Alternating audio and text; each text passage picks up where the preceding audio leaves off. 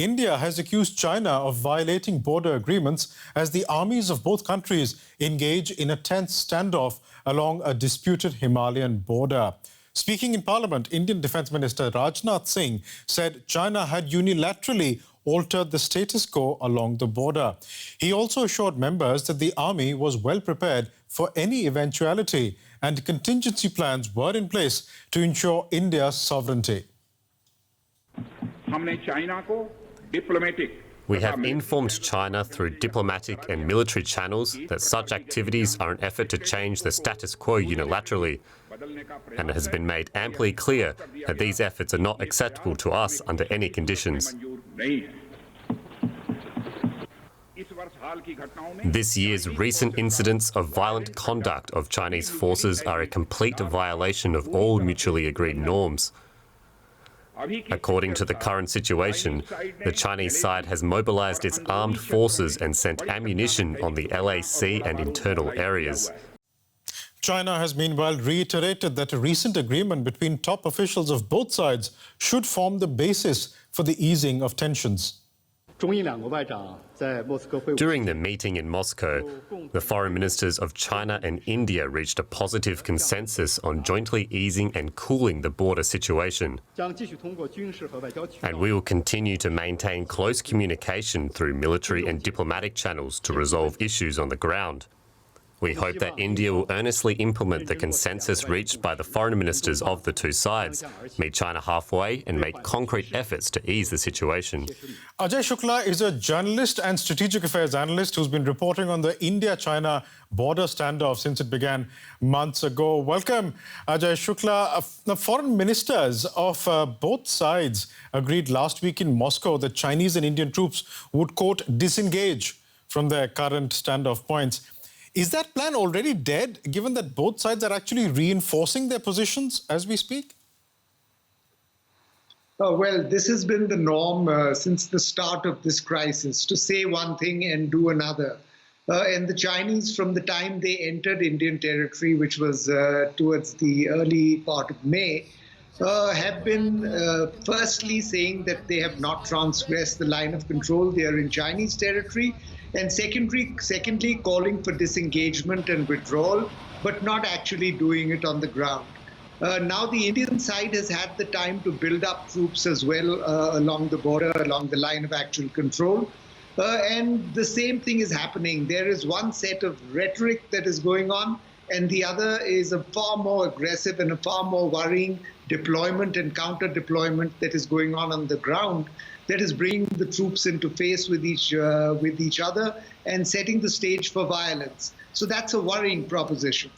You spoke about Indian territory and the LAC, or the line of actual control. Now, Indian Defence Minister Rajnath Singh said in Parliament that there are, quote, differing perceptions of the line of actual control, which is, of course, the line across which this standoff is taking place. The opposition Congress is saying that the phrase differing perceptions of the LAC legitimizes China's claim. Does it? Well, yes, in a way, because a government and a country has to be quite clear where its borders lie. And if the other country, the country with whom it has a disputed border, says that the border does not lie in place X but lies in place Y, then this country cannot start saying differing perceptions and so on and so forth. Each country has to be clear where its border lies. In a way, if you're rationalizing this issue of differing perceptions, you're also rationalizing aggressive action by the other side to capture the border up to where that country believes its border lies. So I think that there's a bit of sort of excuse making that is going on over here when they're talking about differing perceptions.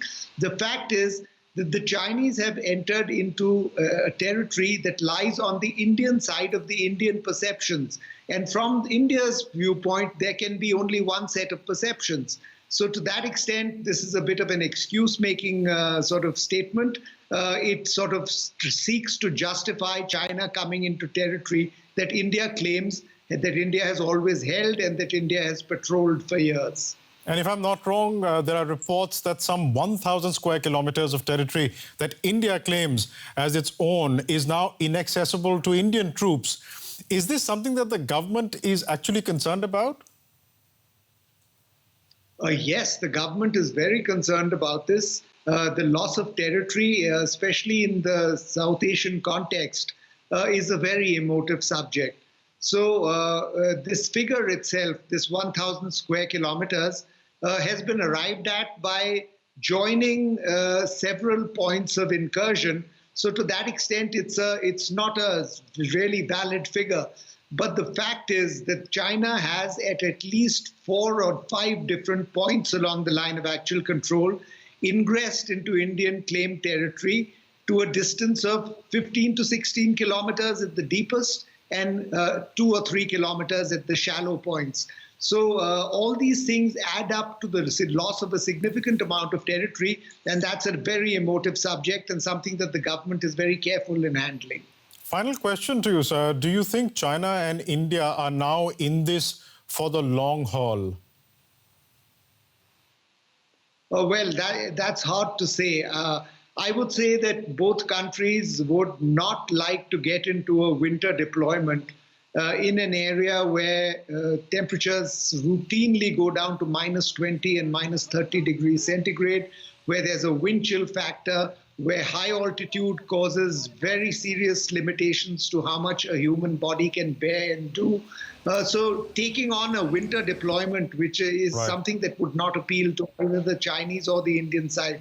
So both have a very strong reason to de-escalate, and we'll have to wait and see if they do that over the next 2 months.